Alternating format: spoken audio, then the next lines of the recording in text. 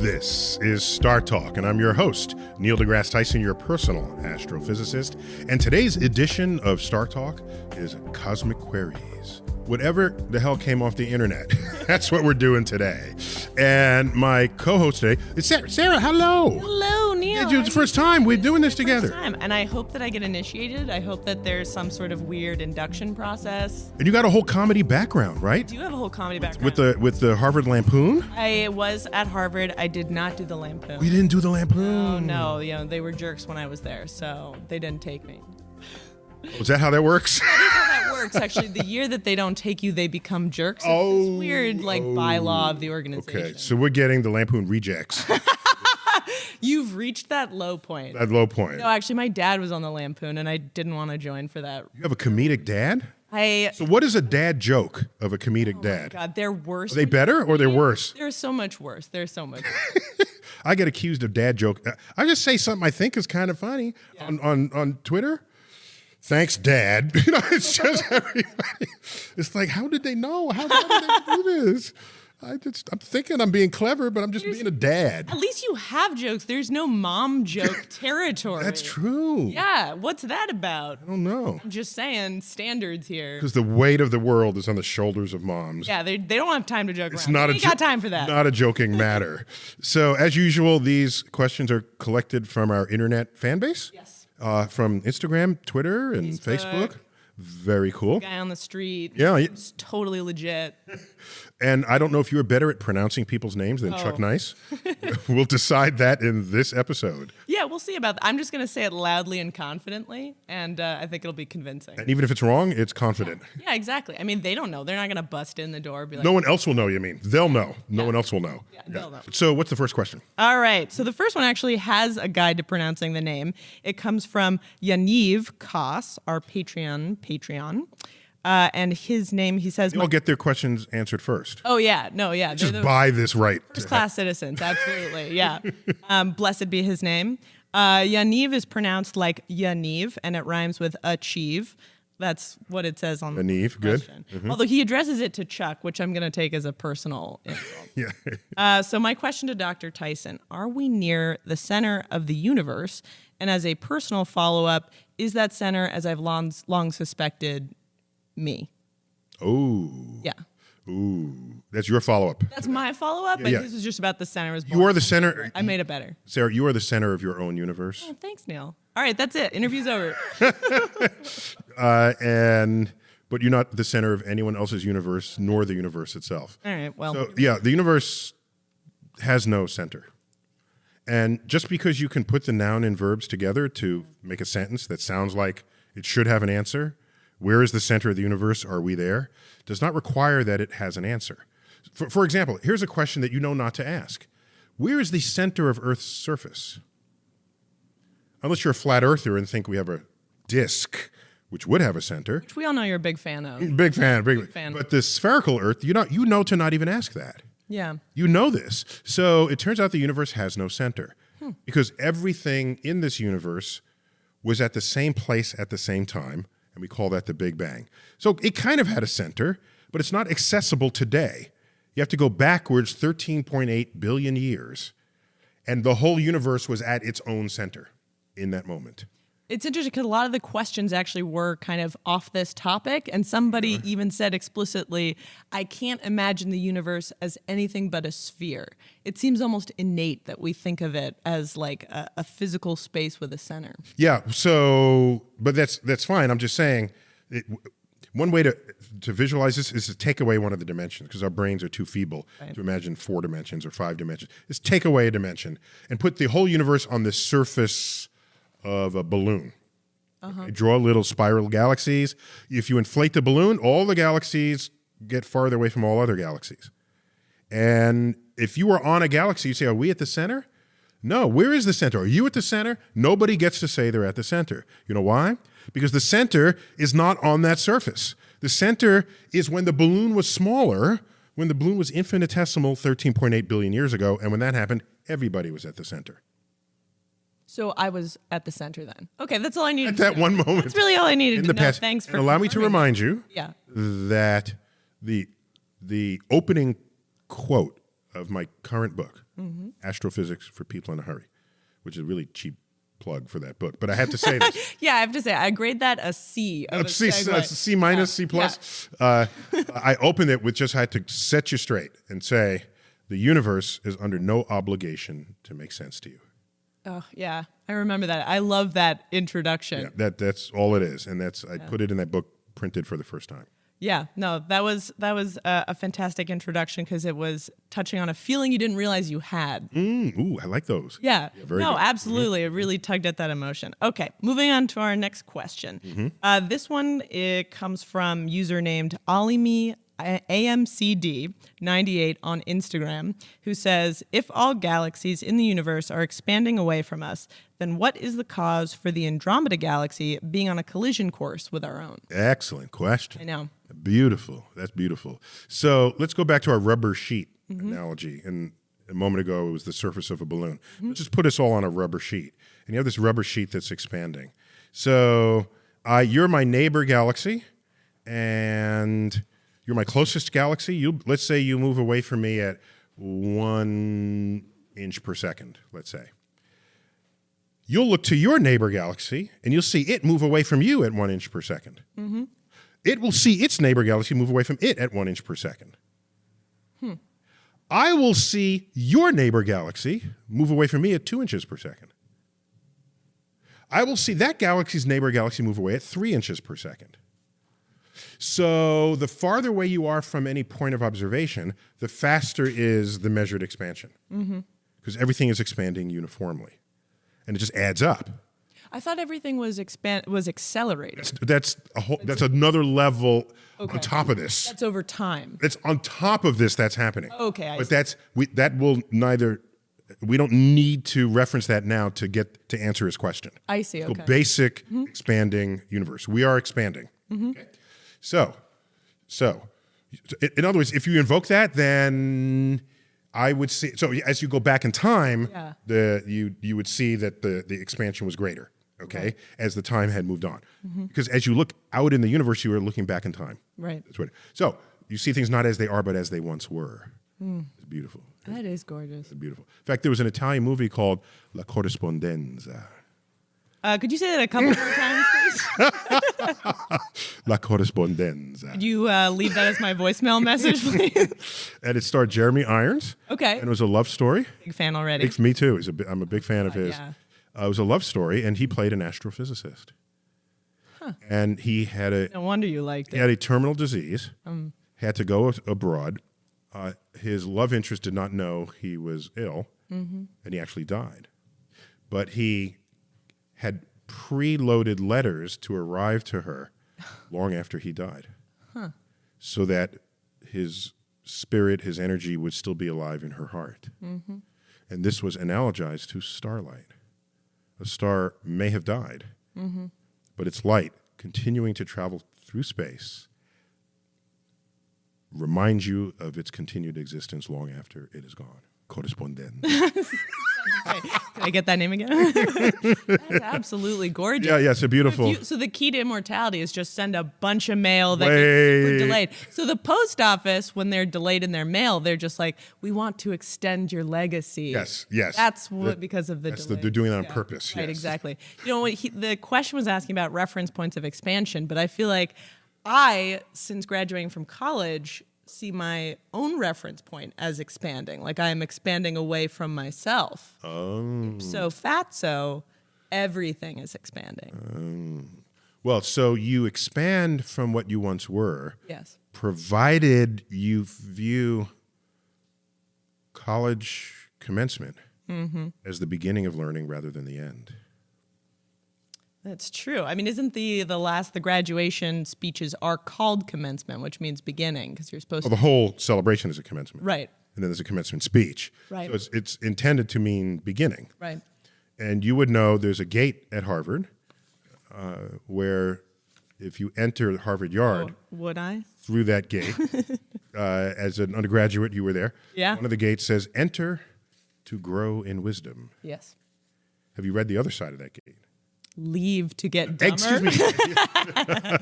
So it says, exit to serve better thy country and thy kind. So yeah, you exit and now you grow. I always found it ironic, though, that there's a huge superstition about that gate, which is if you go through it before you graduate, that you won't ever get to graduate, which to me feels like a very ignorant superstition to have about a gate that's It's a all about completely ignorant superstition for one of the highest institutions of the land to be holding forth. Yeah.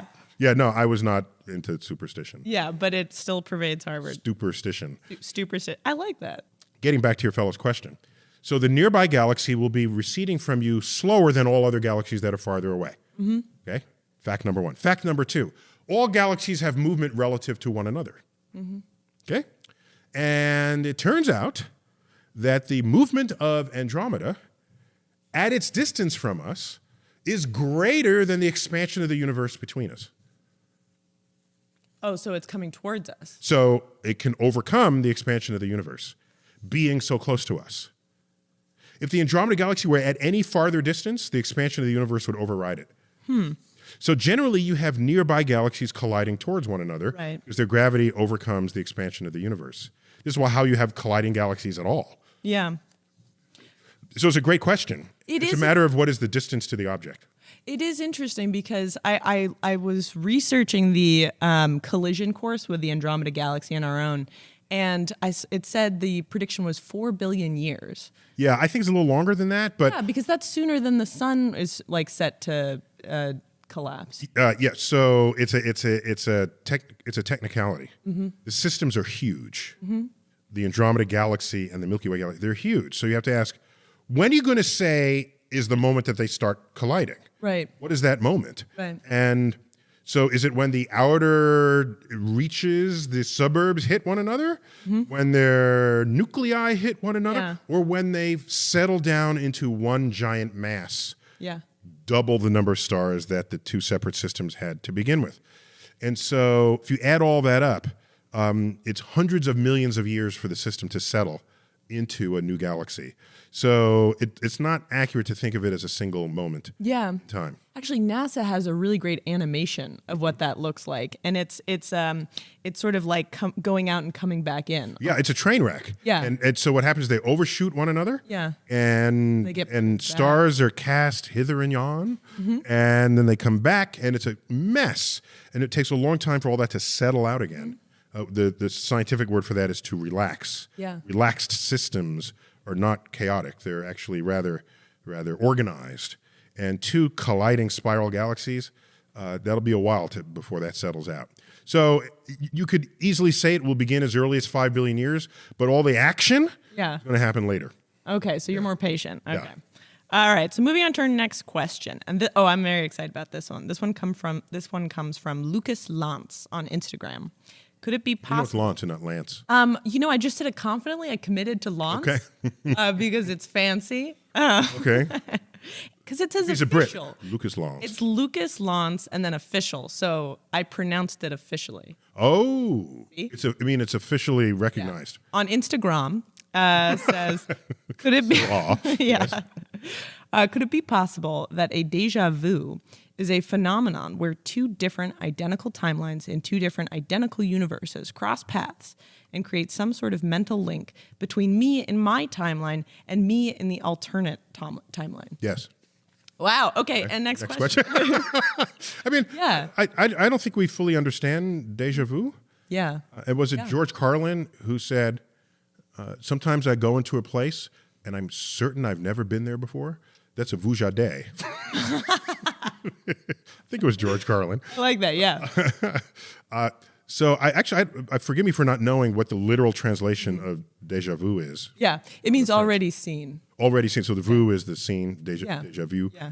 So I don't have a problem with that theory. A hypothesis. A hypothesis. Yeah. Excuse me. There's the theory of gravity, right. Theory of relativity, right. Quantum theory, and Freddie's theory, right? I was about to say, yeah.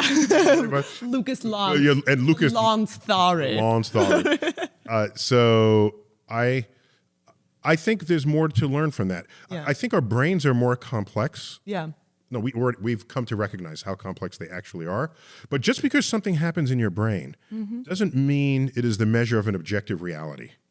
And most of human experiences most of human curious brain phenomena does not take root in objective reality. So I have very low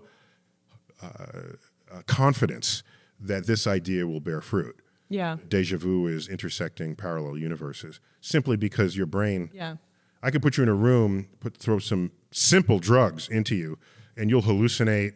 Look at what happens to your brain with the tiniest of chemical disruption. You don't have a more acute sense of reality. You have a lesser sense of reality. Yeah. Reality is measured by recording devices in the room that you happen to be sitting. No, I saw a green clown and a it. Right. Yep. Yeah, sure you did. Yep. Have you heard of A.E. Housman's poem about a penknife? No. He says, I need but stick this in my heart, and down will fall the sky, and earth and heaven shall depart, and all of you will die.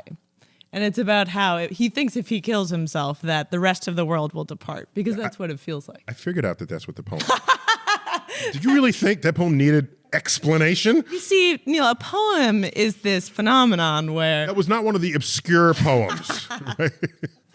But no, The Midnight Ride of Paul Revere. This poem is about a man named Paul Revere. Right. Who rode a horse at midnight. Right. No, some poems thankfully don't need full...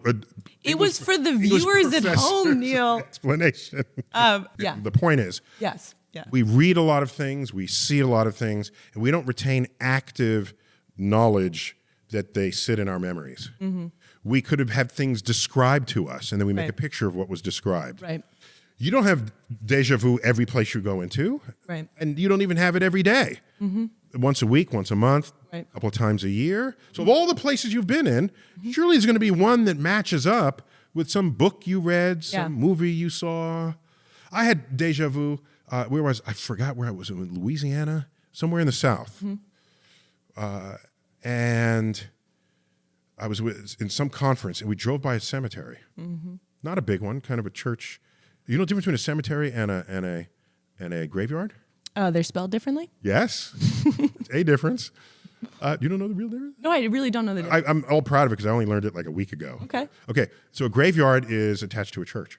Oh, okay. Cemetery is wherever the hell it is. Hence, it's the yard. It's the yard of the church. So I passed this cemetery. It might have been a graveyard. I didn't remember if there was a church near it. And I said, and it was kind of at twilight. Yeah. I was like, I've seen this before, but I know I'd never been on that. So I had a deja vu. And then the bus driver said, and we just passed the cemetery that was the backdrop in Michael Jackson's The Thriller. Oh! There you go. There you go. You know, and the weirdest thing is we've had this conversation before, Neil.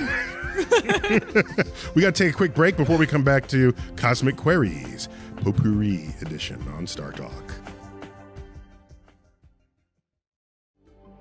We're back on Startalk. Potpourri, Cosmic Queries. Yes. Yeah, we Sarah, are. it's our first time together. Yes, it is. How am I doing so far? Am I like okay? 12 people observing, make sure that, because Chuck is normally like sitting right there, and people and the queries, people are phonetically spelling their name to help Chuck along. Yeah. And you're up there reading the names for him. Okay.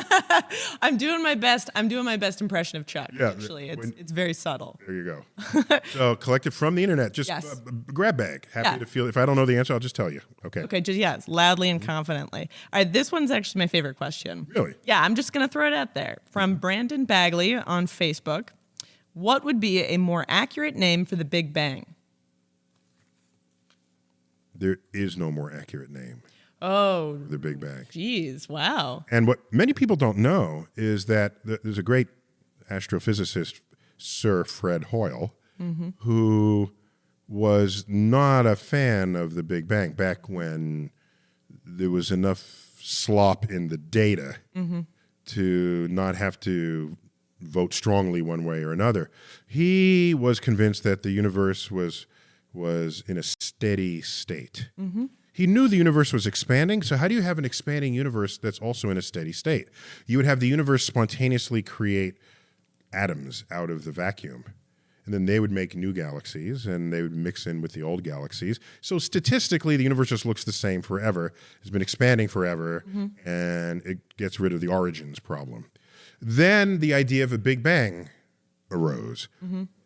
This was consistent with Einstein's general theory of relativity. And then Georges Lemaitre, who was a Belgian priest and mathematician, he figured out if you turn the equations backwards, all the universe would have been in one place at one time. Then there's a guy named George Gamow who calculated what that should look like, and there'd be a residue left over from this moment, and it would be this background in microwaves, and so all this got laid out. And Fred Hoyle wasn't having any of it.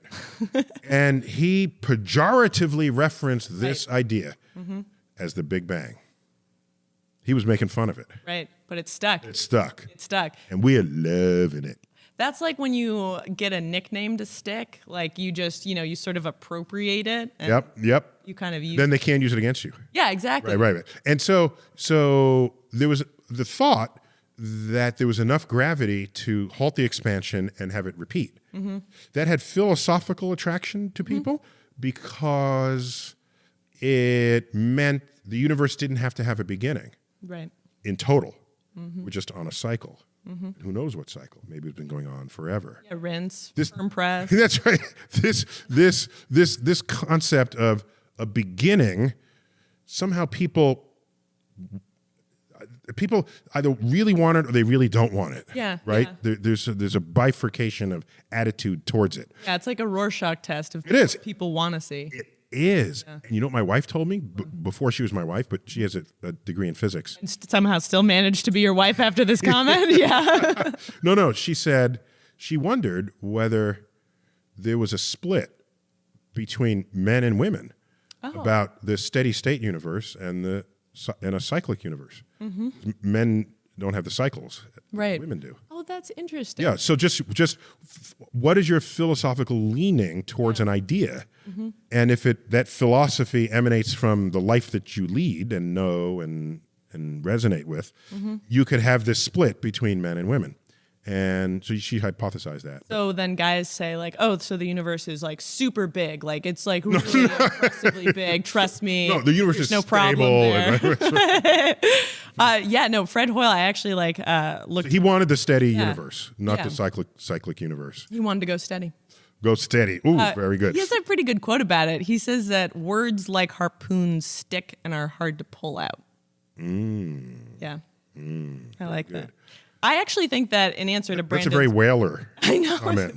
Part-time. It was, he dabbled in whaling. He was a hobbyist. Fred Hoyle? No. Oh, you're making this up. Nobody dabbles in whaling. I'm glad that I could get you on that, though. Yeah, I haul whales as a hobby on the side. Part-time. Yeah, exactly. A part-time whaler. Yeah. So once he said it pejoratively and it stuck, then he had nothing on us at that point. And then there were observation confirming the prediction. Nobel Prize was given, but he went to his grave pretty much still a denier of the Big Bang. So getting back to my point, if the question was what better term would I have for it? There are people who, if the universe would recollapse and then start as a bang again, they call that the Big Crunch. I don't know why they wanted to say crunch. If you look up that phrase, it's there. Because gas clouds and stars, they don't go crunch. Right. Potato chips, crunch. Crunchy things, crunch. Yeah. The universe is not crunchy. Right? So I just thought it was not the big crunch, it'd be the big squeeze. Huh. What about just the really Big Bang to convey this? I mean, it seems to me like it's also, even if it were the Big Bang proper, it's not exactly an explosion. Well, we accept that the signature looks like if you exploded a grenade, for example, or how about the chrysanthemum fireworks? You know that one? Yeah. All right. Well, some of them, they are volume filling, right? And so the outer edge, well, how did it get out that far and reveal itself at the same time something that only went halfway far out, right? It must have been going twice as fast. Because they both sort of explode at the same moment, but one is twice as far away as the other. It was moving twice as fast. That's an explosion that started this. So it's not completely wrong to think of it as an explosion, except that when we think of explosions, we think of an explosion in the pre-existing space. In space, right, exactly. Whereas this is the explosion of space and time and matter and energy itself. So it's of a very different nature, but you get a little bit of the ways of insight into it if you think about it as an explosion. Then you say, okay, I'm done with that. What more is it to me? And then you learn that it's the expansion of space, and then you move on to deeper ideas. Yeah. I mean, well, now the big problem with the term the Big Bang is there's trademark encroachment from the TV show. Oh, yeah. So I don't know if you knew this. If you Google the Big Bang Theory, the TV show comes up before the creation of the universe. The universe should sue. For me, I'm thinking, am I happy about this or sad about it? Is it good that people are watching a show that's got scientists? My personal jury is still out on that. I don't know if that's good or bad. It just is.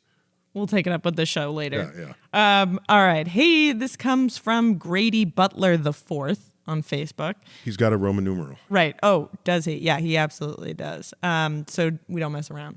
Chicks dig the Roman numerals, I'm told. Oh, do they? I don't know. Neil deGrasse Tyson IV? I have no Roman numerals behind my name. Why are they Roman numerals? Why not use Arabic numerals? That's just not as cool. Oh, yeah. Or you could just do like irrational number numerals. Yes. To the pi. Neil deGrasse Tyson, the pi. You have a son. Why didn't you do like Neil deGrasse Tyson E or something? Yeah, no, because that's not how I roll. That's not how you roll? My name does not manifest in either of my two children. Yeah, I've never understood the desire to be like, that's going to be me, property of Sarah. Right. That's not what I do. Yeah. Okay. That's good enough for me. But Grady the Butler IV, after we've hated on his name from Facebook, says, "Hey, Dr. Tyson. So I've heard a lot about We weren't hating on his name. We were considering it, celebrating his name, wondering whether the day will come where they will use Arabic numerals." All right. I'm going to get to this question. Yes. Before this guy produces an offspring. Okay. Hey, Dr. Tyson. So I've heard a lot about cosmic microwave background radiation, what we were just talking about. A lot of physicists mention it, but don't really explain it. So what exactly is it?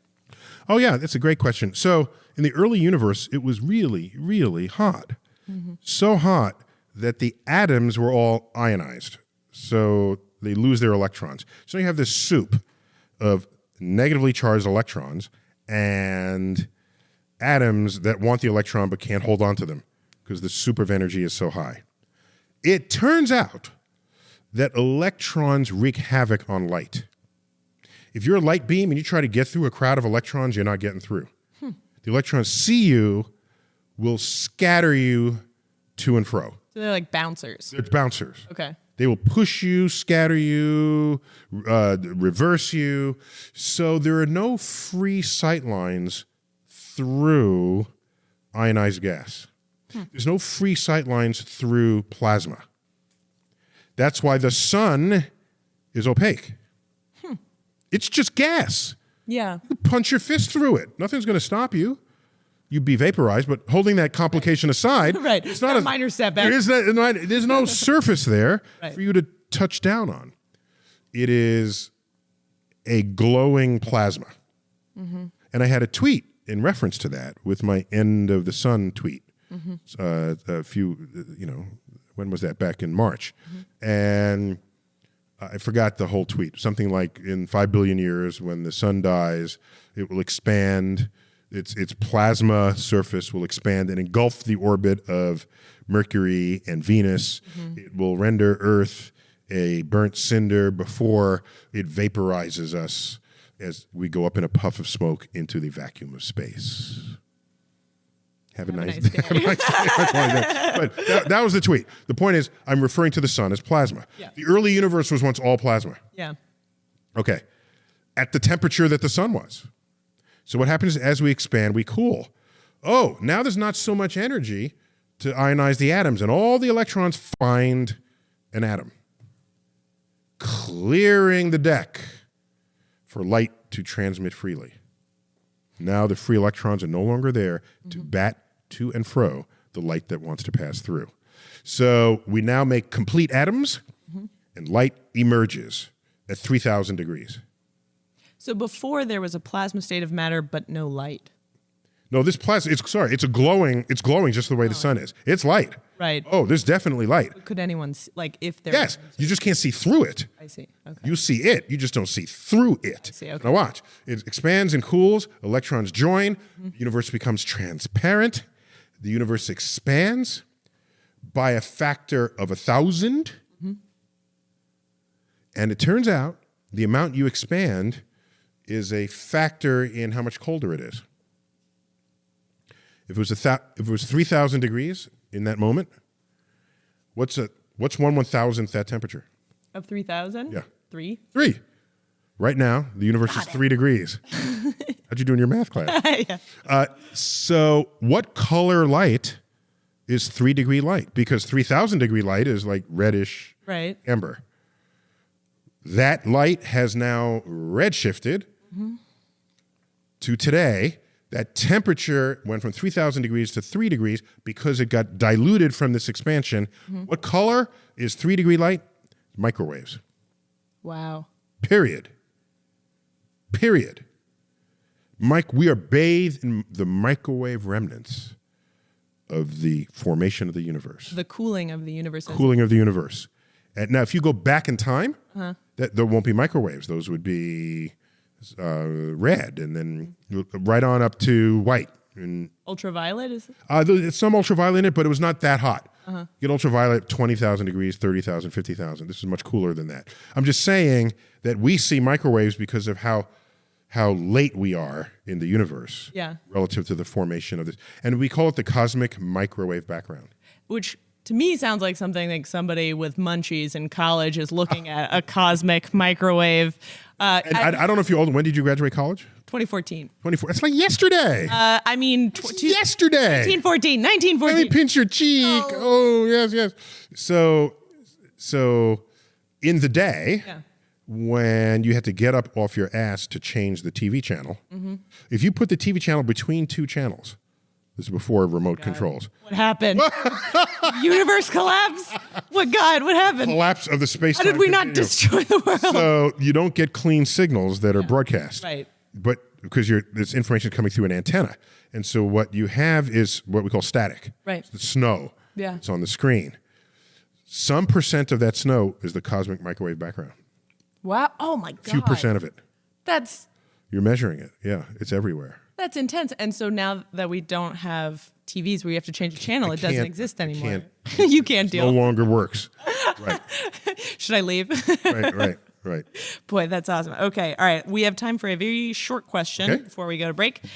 This one comes from Antonio Montoya. I don't think that's your real name. Antonio Montoya. God damn. From Facebook says, how far must I travel to see the backside or the reverse view of the Big Dipper? Ooh. Yeah. Interesting, right? Ooh. I forgot how far away the Big Dipper is. I just forgot. Just say something confidently. But I can tell you this, that the Big Dipper stars are not sort of in a line. Yes. And if they were in a line, you could go to the other side and then see the Big Dipper in reverse. But if they're not in a line, you can't do that. So I've done this exercise with all the constellations, and none of them look like... You have a lot of free time, Neil. Me and the universe go way back. So you go to the other side of these constellations, they look nothing like what they would do from this side. Yeah. As they would from the other side, from above or below. It wouldn't just be reversed. Yeah, it's not just reversed. Here's something you do. I did this with classes. It's fun. Get a long room that can go completely dark. Give 7 people pen lights, or just their smartphone will work, and orient them in the shape of the Big Dipper. Bring some really close and some farther away. And then have them turn on their lights, and you turn off the main lights of the room. Stand at the end of the room. You have no sense of the distance to them because you can't see them. Right. Just the brightness. Just the brightness. So that's all you can see, and you see a perfect Big Dipper. But as you start moving closer to them, the Big Dipper is completely gone.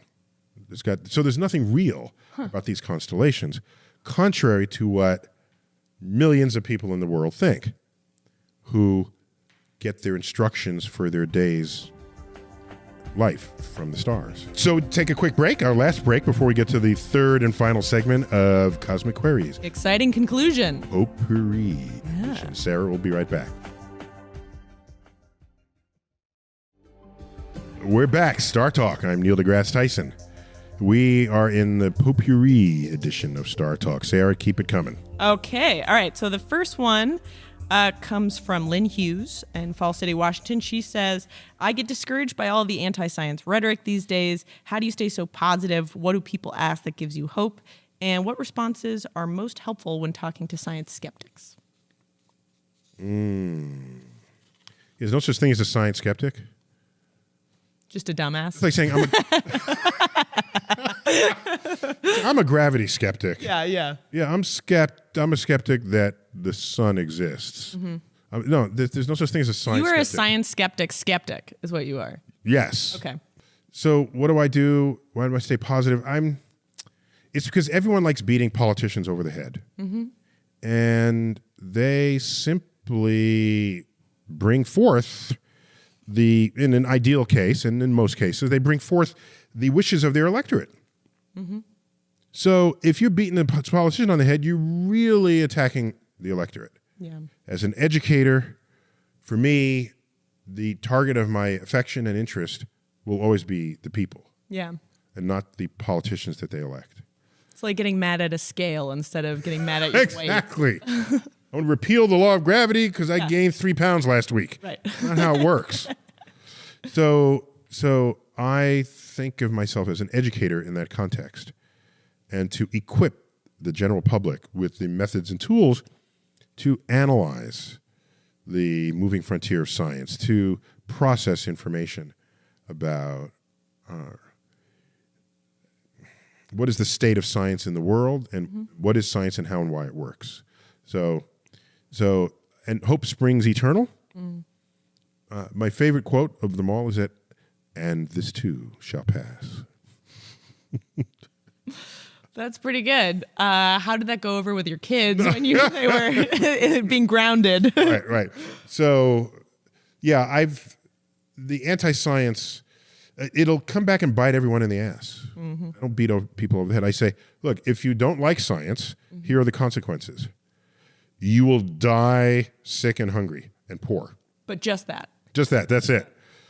Innovations, and I've said this a zillion times, innovations in science and technology are the engines of tomorrow's economy. And not only that, it will assure a continued access to your health, your wealth, and your security, without which, just move back into the cave and throw rocks.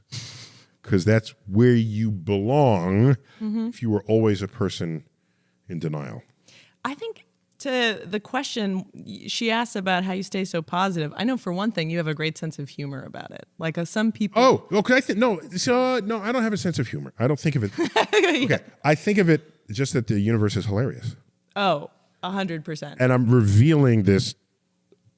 And I'm revealing this to whoever will listen. So, because I'm not actually telling a joke, right? Yeah. Have I told a joke? No. But the universe is funny. I found that people learn more when they're laughing, or at least when they're smiling as a minimum. Yeah. So why not celebrate the hilarity of the universe in ways that have people empower people to learn ever more? And go to comedy shows with comedians because they'll learn about the universe. Love me some comedians. Yeah. Okay, so moving on, sort of in the same vein, Cy Hunter on Instagram asks, why do flat earthers still exist? Question mark, exclamation point, question mark, exclamation point. Yeah, so flat earthers, I've analyzed this problem. Yes. And I've concluded that the existence of flat earthers is the simultaneous manifestation of two facts. One, we live in a country, the United States, that protects free speech. Two, we live in a country with a failed educational system. Combine those two. Combine those two, you have flat earthers. The flat earther hypothesis for the existence of flat earthers. I kind of love that, applying science to them. They exist in an unstable state of rage. It appears to be stable, but it's... Yeah. I'm not... So I say, go ahead, think Earth is flat. I'm not going to stop you. It's a free country. At least we tell ourselves that. It's a free country. But you should not look for a job to head NASA, right? There's certain job categories you should stay clear of. And it's, if not only for those, there's folks who are like afraid of the number 13. Oh, yeah. Right? Yeah, there are elevators that don't go to the 13th floor. More than half of elevators have no 13th floor. I studied this. Oh, my gosh. Along Broadway in Manhattan. You can't go to every building. But Broadway has plenty of tall buildings. Yeah. It's statistic. It's about half. So is that floor empty, or is it just the 14th? So for some buildings, it goes from the 12th floor to the 14th floor. Yeah. For some buildings. For other buildings, they put all the mechanicals on that floor. Oh, my gosh. So it's still a floor. Yeah. It's still a floor, but they hide it. Now, what were we talking about? Flat earthers. Flat earthers. Still exist. Thank you. Yeah. So free speech. Go right ahead. You look exhausted by this topic. No. It's I'm not going to fight you. If you want to think about it, go ahead. You're Just get, there are plenty of jobs for you. If you're superstitious about the number 13, or you want, plenty of jobs for you. Mm-hmm. Go right ahead.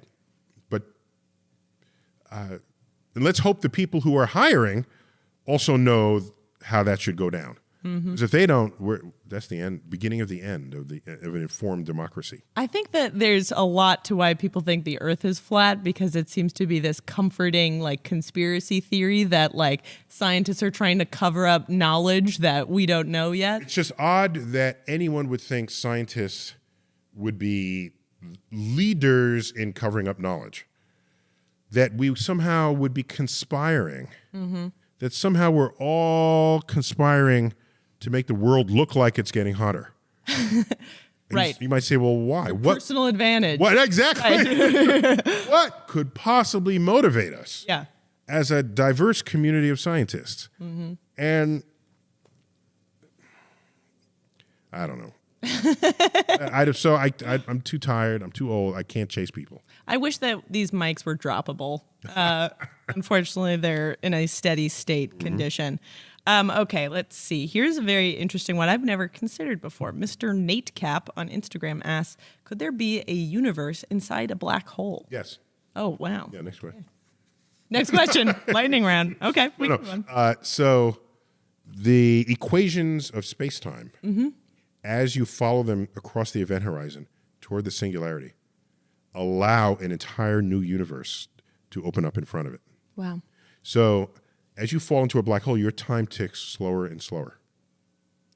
And it's a great anti-aging technique. yes, yes, it is. Exfoliating. Yeah. I don't know about the exfoliating. So you do this, and time changes for you. Wow. So as time changes for you, you will see the entire future history of the universe unfold before your very eyes. What? As the new space-time opens in front of you. It's very hard to remain funny and have jokes when you just constantly blow my mind, Neil. What? So are you tempted then to go into a black hole because you could see? If I had to die, yeah. That's how you would go? Oh, yeah. Better get hit by a bus or dying of cancer or something. Oh, absolutely. Oh, yeah. I'll die falling into a black hole. Yeah, right. Spaghettification. Yeah. So there very well could be universes inside black holes. Yes. That is very whole universes, right? All right. Okay. So moving on to our next question. I like this one. Roger Rachuba on Facebook asks, does E equals MC squared, does that equation work with dark matter and dark energy? As far as we know, we have no reason to think it wouldn't. Mm-hmm. So whatever it is that's causing the dark energy, if it one day shows itself to have mass, it's going to join the rest of all of the mass out there as a constituent. Now dark energy, we don't know what that is. If it has mass, we don't know. Mm-hmm. So, but yeah, equals MC squared is fundamental. In fact, it's true for everything. Everything. Huh. I'll give you an example. Yeah. If you take a spring and dissolve it in acid, okay, and then measure the temperature of the acid, you'll get some value.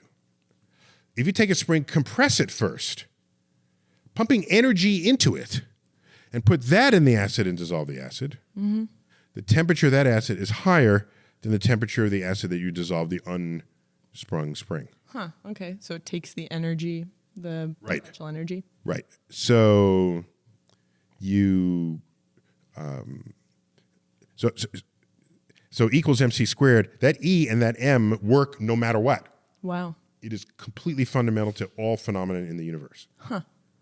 Yeah, it's interesting. I tend to view dark matter and dark energy as sort of like normal matter and energy, but with like an evil goatee. Yeah. Sort of Okay. evil twin cousin. And then I imagine E equals MC squared was Why sort are of goatees the- evil? I don't know. Maybe early illustrations of the devil maybe had goatee. Potentially. I don't know. Somehow it got the branding of the goatee went downhill. It was some guy maybe who started it. The mustache, I feel like, is making a comeback. You're in luck. You have a mustache soul patch situation. I feel. Yeah, soul patch. Is that My common? mustache, I've never shaved the upper half of my mustache in my life. The upper. It doesn't grow. Yeah. Oh yeah, it's kind of hovering around the lip. Yeah, that's the lower half of the upper lip. Yeah. Yeah.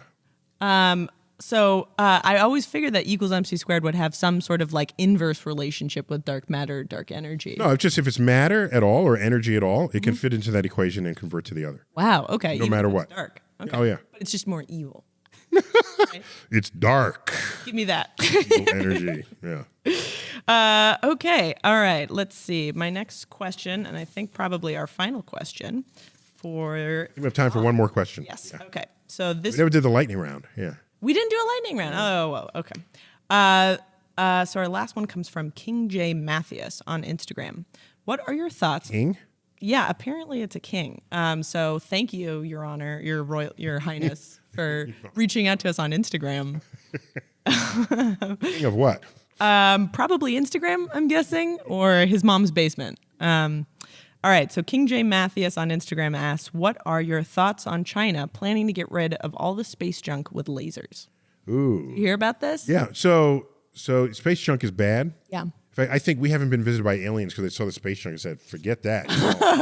Y'all just Messy. I don't want to just deal with that. right. Put my ship at risk because you're garbage." Yeah. And so, a couple of things you can do with lasers: you can vaporize the target, you can accelerate it out of orbit. Right.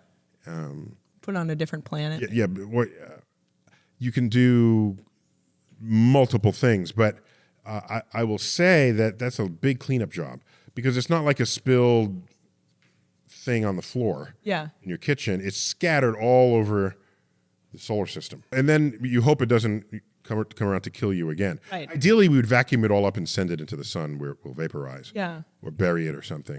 That somehow feels like a cop-out. It somehow feels like, we should just be having less junk out We should handle our own junk. Yeah. Don't pass the buck to That's the sun. the sort of cosmic sweeping under the rug So situation. in one of the most famous books ever written on gravity, it's called Gravity. Gravitation. I don't know what I was expecting. Right. Okay. It's gravitation. They talk about a black hole and how you could use it to cycle garbage. Wait a second. We see a black hole, this like giant cosmic phenomenon. Beautiful cosmic Great phenomenon. place to put our garbage. Right. In case Earth gets too filled up with garbage, non-biodegradable garbage. Just toss it into the black hole. So Sarah, we got to call it. I think we do. Sarah, thank you. It's your first time. I survived. I'm still alive. First time. Was it good for you? It was good for me. It was okay for me. I'll take it. Yeah, we need upside potential there. You have been watching and possibly more likely listening to Startalk. It's the Cosmic Queries Potpourri edition. Sarah, thanks for being on the show. Thank you for having me. I am Neil deGrasse Tyson, your personal astrophysicist, and as always, I bid you to keep Keep looking up. Very nice.